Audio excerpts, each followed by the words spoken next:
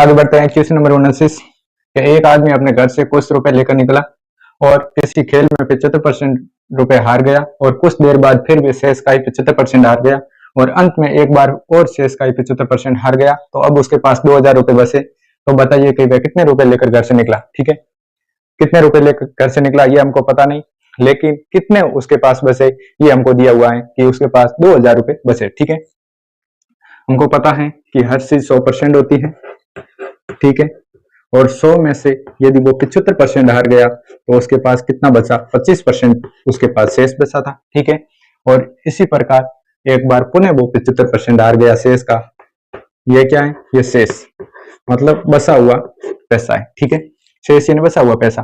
75 हार गया तो उसके पास कितना बचा, 25%। ठीक है, और इसी प्रकार एक बार पुनः 75% हार गया शेष का तो उसके पास कितना बचा, 25%। ठीक है, 3 बार हुआ। ठीक है, उनको पता नहीं क्या रुपए घर से लेकर निकला था। ठीक है, वो हार गया तो 25% की फ्रैक्शन वैल्यू 1/4।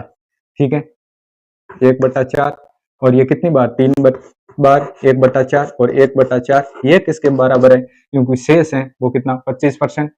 और ये कितनी बार, 3 बार, जबकि ये शेष कितना बचा, 2000, ये किसके बराबर है, ये इसके बराबर है। ठीक है, तो f का मान क्या, ठीक है, वो कितना रुपए घर से लेकर निकला ये हमको निकालना। तो 4 × 4 16, 16 × 4 कितना हो रहा है, 64, और 64 × 2000 कितना हो रहा है, तो 3 0 का 3 0। ठीक है, 2 × 4 कितना हो रहा है, 8। ठीक है, और 6 × 2 कितना हो रहा है, 12। तो 1,28,000 वह आदमी घर से रुपए लेकर निकला। कितना, 1,28,000, ऑप्शन नंबर ए सही। ठीक है